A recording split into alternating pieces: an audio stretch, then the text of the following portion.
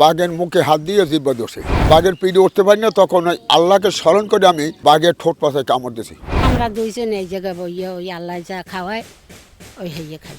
গেলাম উত্তর সোনাতলা থানা শরণখোলা জেলা বাগেরহাট। আমি বয়স হয়েছে মধ্যে আমি সুন্দরবনে কাজ করি। এবার চলে 91-তে আমার 1991-তে আমার বাঘ অ্যাকশন করছে। আমি এই নাস্তা খাওয়ার সময় নদীর সাইডে বইয়ে নাস্তা খাই, তখন ওই বাঘ সামনে থেকে পিছন থেকে সামনে আইছে। বাঘ পিছন থেকে সামনে আইয়া আমাকে আক্রমণ করা যায়, তখন আমাকে বেতম থাবাটা দিয়েছে এই গাড়ি, বেতম থাবাটা গাড়ি দিয়েছে। তখন আমি মনে করছি যে বাঘ আমাকে নেবে, আর আমি সারা দিয়েছি। ওরা লোকজন সব গাছ উঠে গেলে কেউ দৌড়েছে, আমার কাছে আসে না। তখন আল্লাহর ইচ্ছা, আল্লাহর রহমতে বাঘের মুখে হাত দিয়ে জিব্বা দোষে, তখন জিব্বা যখন ধরছে তখন আমার হাতে এই তারা ইয়েটা কামড় বসাইছে, আর এই কবজা দিয়েছে একটা। তখন ওই হাত বাহির করিয়া আমি বাঘের দুই কান ধরছি। বাঘের দুই কান ধরার পর আমি লাভাই উঠবো পিঠে, তখন বাঘের পিঠে উঠতে পারি না, তখন ওই আল্লাহকে স্মরণ করে আমি বাঘের ঠোঁট পাশে কামড় দিয়েছি। যখন ঠোঁট পাশে কামড় দিয়েছি, আমার এই 3টে দাঁত এই বাঘের ওর মধ্যে রয়ে গেছে। তখন ওই বাঘে হাতা মারছে। হাতা মারার পরে আমার চক্ষু, এই চক্ষুটা ঝুললে পড়ে গেলে তখন এই চক্ষুটা লাগায়।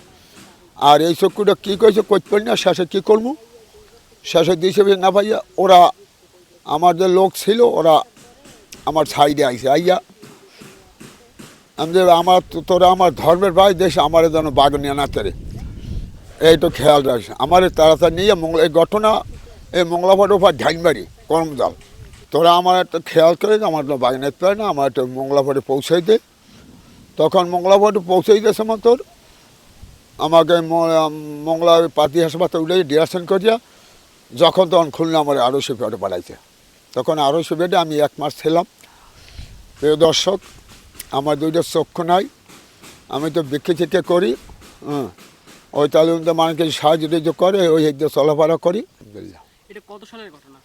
1991। অনেক দুঃখ কষ্টে ছিলাম, অনেক দুঃখ কষ্টে আমার দিন কাটাইছি।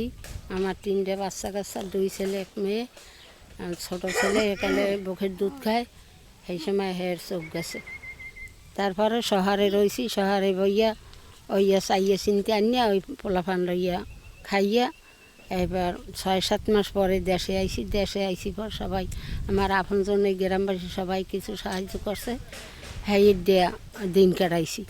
এরপর ওই বাগদার পোনা টোনা ধরছি, ওই পোলা মাইয়ে লই কোলায় ধান ঠকাইছি, এইভাবে দিন কাটছে। তবে পোলাফান একটু ডাঙ্গ রয়েছে পর সময়ও শহরে শহরে গেছি।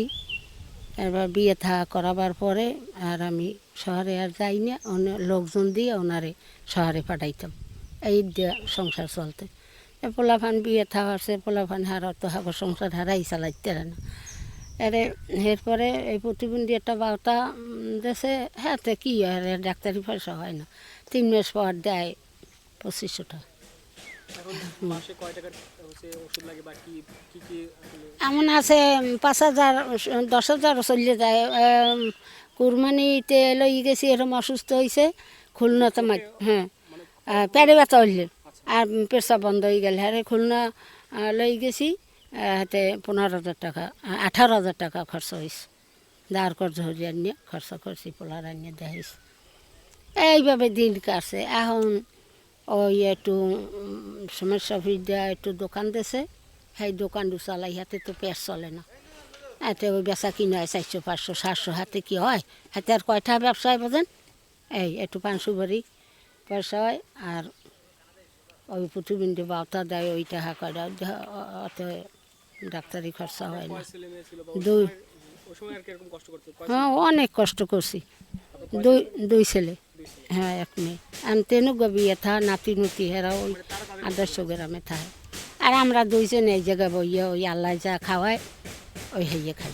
আমার সংসার চলে, ওই সাক্ষাৎকার দিছে, ওই কিছু সাহায্য করে, আর ওই সময় তো মাঝে মাঝে ভিক্ষা করি আর কি। হ্যাঁ এইভাবে সংসার চলে। ডাক্তার দেখান লাগে, ওই একটা 2 জনে দেয়, ওই একজনে মাসিক মাসে রাজশাহী দিয়ে একজন 2,000 টাকা আমার প্রত্যেক মাসে দেয় পানি খাওয়ার জন্য, প্রত্যেক মাসে দেয়। কালকেও দিয়েছে আমার 2,000 টাকা। ওই 10 বাইরে আমার সাহায্য করে। এমন এমন ব্যক্তি আছে, আমি যে অন্ধ এই হিসাবে, আমি অন্ধ হিসাবে এমন ব্যক্তি আছে 2-1 লাখ টাকা দেওয়ার কোনো ঘটনা না।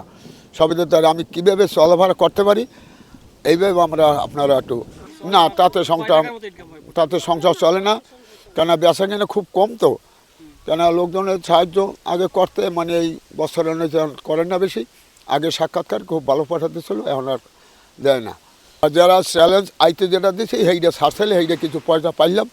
এখন তো আমি অসহায় খুব চলতে আছি, মানে বিক্রি থেকে করি সময়তে, এইভাবে সংসার আমার চলে যায়। বাংলাদেশ পুলিশ সপ্তাহ 2026-এর সার্বিক সাফল্য কামনা করছি। আল্লাহ হাফেজ।